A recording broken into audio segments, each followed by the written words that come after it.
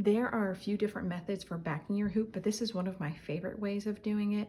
And this is only applicable for those who use the heat pin. There'll be a portion where you'll notice it doesn't matter so much if you have a heat pin or not, but this beginning portion is only if you have the heat pin.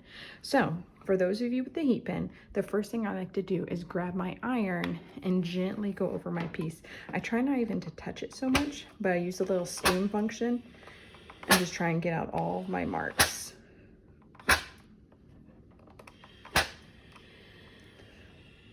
And the reason why I like to do this now while it's still in the hoop is so that I can then go back and look and say, oh, okay, well, I didn't quite finish this letter or this, or maybe this flower needs a little more touching up. And that way I can do it while it's still in the hoop and everything is still set the way I want it to be set, rather than taking out of the hoop, refixing it, readjusting it. This just is kind of a slightly easier way for me. So at this point, I would look closely, see if anything needs to be adjusted, and adjust it from there. After that, you're going to turn your hoop over. Now, let me emphasize, at this point, you only want to, my words are failing me right now. You only want to move on to this next part if your embroidery is exactly how you want it in your hoop. If you kind of notice it got a little funky and it needs to be removed, then you can remove it. But I like where my piece is within my hoop, so I don't want to remove it. I'm happy with it just the way it is, so I'm going to keep it in the hoop. But if not, you just loosen your nut, take the piece out, and readjust it as needed. When you do take it out of the hoop, you can use that time to use the hoop to cut your felt circle that's going to be on your backing.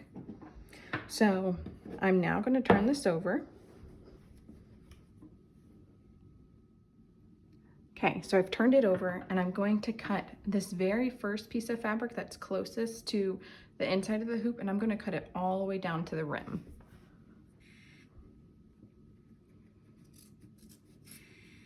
And I want to be careful I don't cut the piece out here, my Kona fabric, where I've stitched on top of.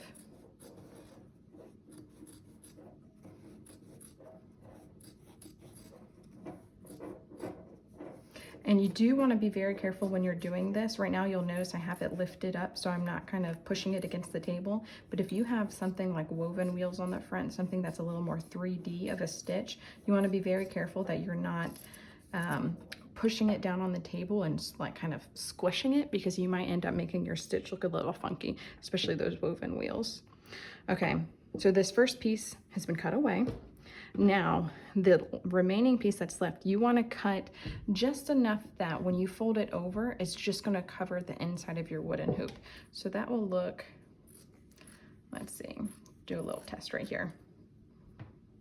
So when I push that down, it's only on my wooden hoop. You can see that there, and it's not touching the inside of my fabric. So I'm going to cut all the way around, keeping about this distance.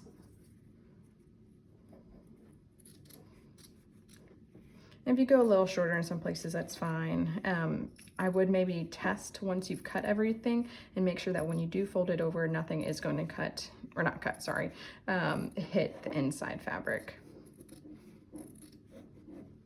And the inside fabric, I mean right here. You just don't want it touching there and then possibly leaving a an impression on the other side.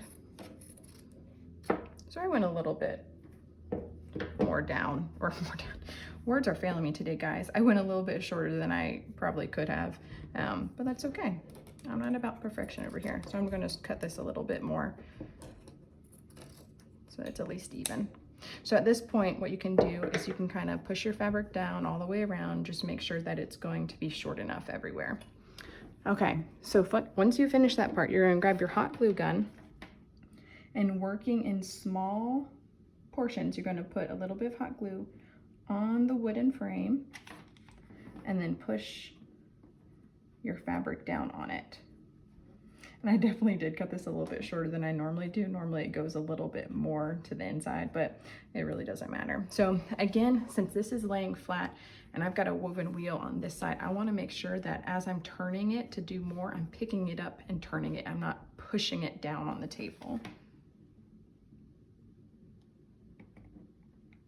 I'm almost out of glue here. Came prepared. And you can, depending on your glue gun and how long your glue stays hot, you can figure out how big of the glue marks that you can make.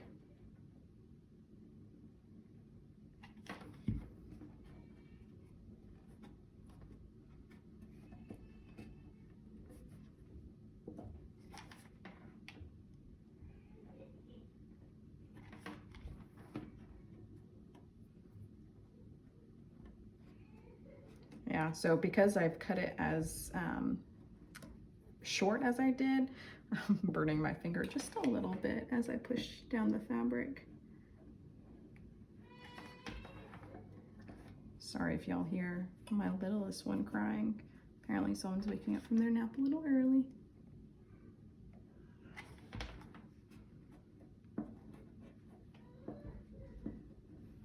And if some of your fabric doesn't go all the way down, I'll show you in just a second what you can do.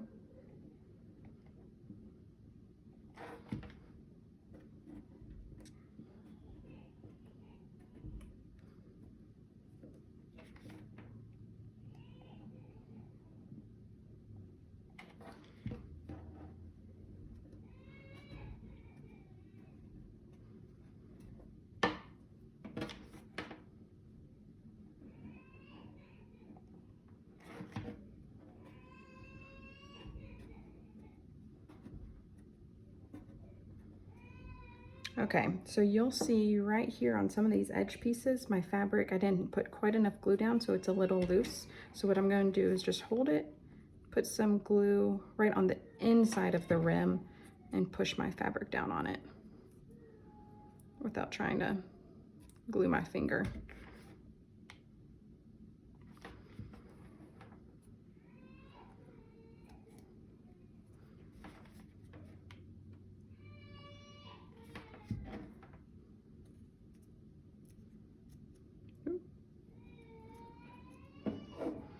Okay. All right, so next you're going to grab your felt circle. Make sure it fits before you start gluing and that you have it right where you want it.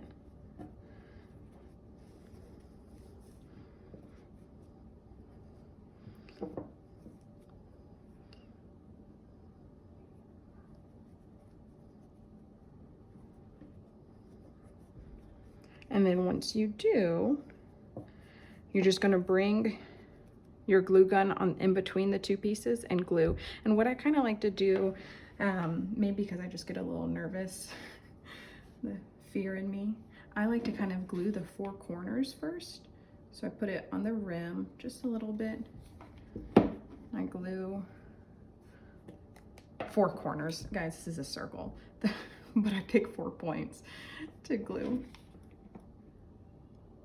And I glue that first.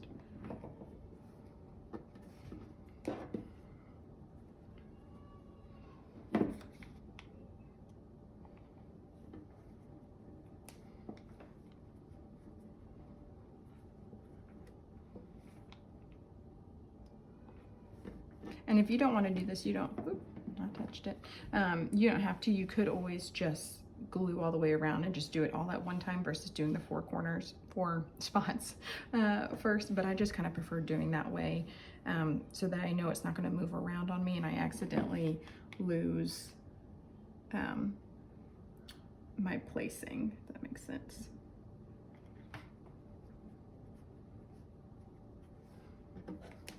Sometimes I don't always make sense, guys. I'm sorry. And you could even put it here on the edge of the felt if you wanted to. And push it against the wooden hoop.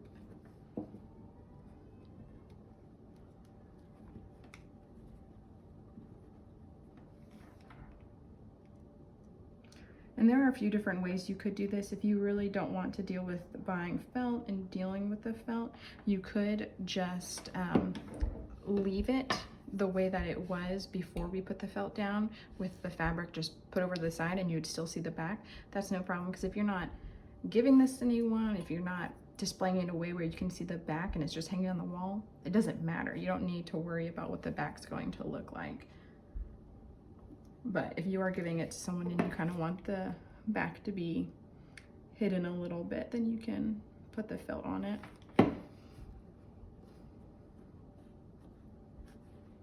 And another option you can do is, if you don't want to deal with a glue gun at all, you can get your fabric and just, you know, that first piece where I cut all the way down to the rim, you can do that with both pieces. So both pieces are just fully cut down to the rim and it's flat in a sense, and then you don't do anything on the back, or you can then still put some felt on the back. So that's it. Now, sometimes whenever I've been doing this and it's been moving around on all the scrap pieces of paper, you can get some little lonely pieces, stragglers on your piece. And so I like to get a lint roller and just gently roll over my piece. Just be very careful, again, of those 3D pieces, that you don't go directly over them, because you might end up pulling thread, and it is very hard to fix a woven wheel once it is set and in place. You can kind of push it around a little bit with your fingers, but it won't be perfect again, if that makes sense. So, okay, that's how you finish your hoop.